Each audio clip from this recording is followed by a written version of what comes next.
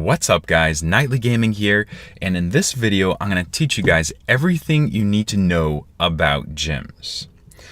Alright, so first of all we got to go over some prerequisites because you can't use gyms and fight at gyms right away. And so the first thing you need to be is level 5 and you need to choose a team. Now you can see Team Valor's right here. Once you ding level 5, you just go to your nearest gym, and these are these spire looking. See this big yellow spire? Well, that's controlled by the yellow team. Gyms will look just like that, except they'll be yellow or blue or red, or if there's nobody controlling the gym, it'll just be the white. So you go ahead and click on it, and man, servers are being slow on me today. But when you click on it for the first time, it'll ask you to join a team, and there'll be like a yellow dude and like a blue girl who'll be like, join Team Mystic, we use our brains, we're intelligent. And the red guy's gonna be like, join Team Valor, we always win, blah blah blah. It really doesn't matter which team you join.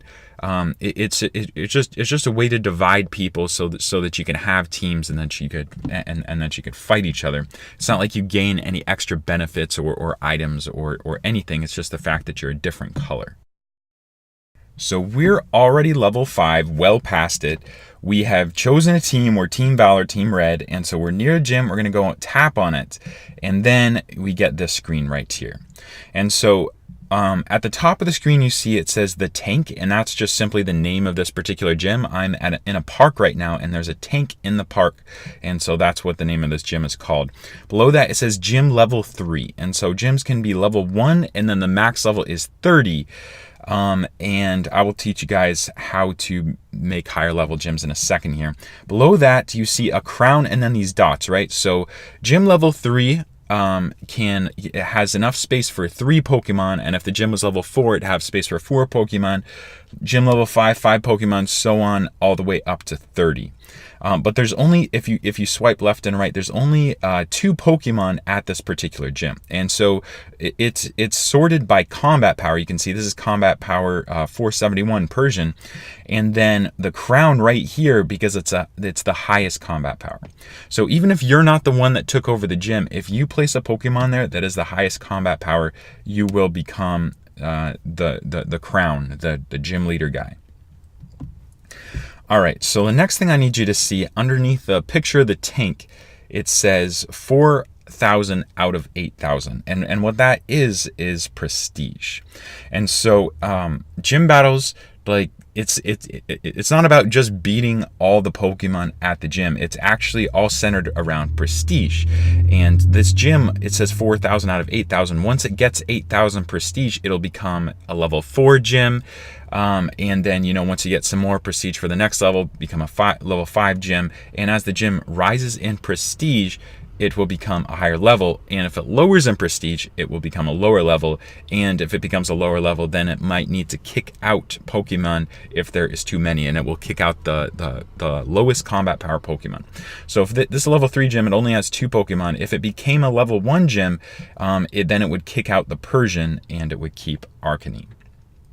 All right, so the next thing we need to do is fight. And before we fight, I want you guys to think about Arcanine, and I'm going to show you an Arcanine of my own. And so okay, I guess this is a good point to point out. See, my top 3 monsters have that red symbol to the left of them. Arcanine has that red symbol to the left, Starmie, Golduck, but then Magmar, my second Magmar, and none of my other Pokemon have got that symbol. Well, that's because my top 3 monsters are controlling a gym. And so if your monsters are controlling a gym, you won't be able to use them. And so there's a little bit of strategy involved. Some people say put your medium monsters to defend the gym and save your strong ones for being able to attack. Well, I progressed so far ahead of everybody that I can just put my strongest monsters in, and my medium monsters will actually still be able to take out any single gym that I come in contact to. So that's my strategy. But just remember that once you place a Pokemon in a gym, it's going to be there until somebody defeats it. So if you put your best Pokemon there, you're not going to be able to use it until somebody defeats that gym. All right, so we're fighting an Arcanine, and so we want to look at the type of the monster, and all Arcanines are fire, as you can see here. And now abilities and special abilities have their own type. And as you can see, this Arcanine has a bite that is actually a dark attribute, and a fire blast that's a fire attribute. But all we care about when we're attacking is what the type of the monster we're attacking is. So we're fighting an Arcanine, it's fire, and there's 18 different types in this game, and I'll go ahead and insert a picture of the type chart here. But some types are super effective against other types. Some are just normal, and some types are not very effective, which means they only do half damage, whereas super effective means they do double damage. So I happen to know, and you can see on the chart that rock types is good against fire. And so since I'm attacking, I want to look at my attacking abilities. And so my Amistar has 2 attacking abilities, Rock Throw and Ancient Power. Rock Throw, underneath it, you see it says Rock, that's the Rock type. And Ancient Power, underneath it says Rock type. Rock is good against fire, so we're going to be very effective against that Arcanine that we want to fight. But as you can see, he's 1 hit point. So what we need to do is go ahead to our items, and now there's revive potions. If it had fainted, that I would need to use a revive potion, but it's just really low in health. So I'll go to healing potions. Let's go ahead and heal them up to full. Your Pokemon need to be healed up to full to be able to go. Well, not up to full, but they can't be 1 hit point. So go ahead and heal them up. If you guys don't have healing potions, go to your Pokestops. That's where you're gonna get them. Heal you guys up. All right, so we've gone to this gym, and now in the bottom right hand corner you see this little fight button right here, and as you can see, it's gonna pick 6 Pokemon, and it's actually pretty smart, and it's gonna pick your best available Pokemon. As you can see, it picks Omnistar first. Now if Omnistar were to die, then it would go to the Seaking, and then the Klinger, and then the Magmar, and then so on and so forth. But if you wanted to rearrange the list and take somebody else, then you could just go like that. You just tap on it, and then you pick the one you want. But we definitely want to use our Amistar against the Arcanine, and so we have picked our team of 6, and we hit go. All right, so I'm just going to let it play out here. There's a couple things I want you to see. So it's a tap-based game. It's not a turn-based game, which means, see, I'm missing turns right here by not tapping, and that Persian is just attacking me, and you can see my hit bar going down. Also notice that as he attacks me, my little blue bar is starting to fill up. Now, I'm not attacking back yet, so I'm going to start tapping because we don't want to die here. And as you can see, the blue bar under my Amistar is filling up. That's the special abilities. And the way you activate special abilities is by holding down your finger. And as you can see, the screen goes black on the top and bottom. It used the special ability, and we're going to go ahead and do that. You can use a special ability every time a bubble fills up. So you can see we did that there. The next thing I want you to see is dodging, and that's simply swiping left and right. And I don't think you can dodge special abilities, but what you can do is swipe left and right to dodge the basic attacks, and you just swipe left and right, and see, I think we might have dodged something. Actually, we didn't dodge anything there. If you did dodge, it would say that you dodged an attack, but we have messed around too much without actually attacking, so our guy fainted right there. So we're going to go ahead and use our Seeking here. We're going to keep on tapping, and as you can see, it said very effective for me, and then when he was attacking me, it said not very effective. All right, so we win, and so that level 3 gym is now a level 1 gym. And we see Pokemon defeated 2, experience gained for me 250, and gym prestige minus 2,500. So that's significant in a minute here. But we're gonna go ahead and do the exact same thing again. But we need to. All right, we need to heal up our Seeking, but we actually need to revive our Amistar now. Because he completely fainted. So we're going to go ahead and do that. And then now, since it is a level 1 gym, it kicked out it kicked out the Persian because there was no room. So we're going to go ahead here, and we're going to try to dodge an attack this time. We're going to see if that's possible. So, okay, he's not very effective, so we got time. It's so hard to move. Okay, so this must be a heavy monster. That's one thing I will show you guys in a minute. If you are bringing somebody that is heavy or like extra large, then he's not going to be able to dodge very well. So he's not necessarily that good on attack, or at least not for dodging. However, he's going to be really good on defense because see, defense can't dodge and defense doesn't move. Now notice the super effective and the not very effective. So he's not very effective to me, but I'm super effective to him. That's because I'm rock and he's fire. All right, Pokemon defeated 1. 150 XP and gym prestige minus 2,000. Notice how much prestige is being lost there. Absolutely crazy. So we're gonna go ahead and put a monster here. We're gonna just go ahead and put the Magmar. Just why not? And okay, I wanna show you guys something about the XP. Let's see. Let me try to find one. All right. Do you see this? Starmie right here above the weight, it says 47.3 kilograms and then a little chat bubble that says extra small. Well, since it is extra small, that means I'm going to be able to dodge, swipe left and swipe right much faster. And so this is a great monster for bringing on the offense because I can dodge attacks. And now let me see if I can't find it. Here's another extra small one.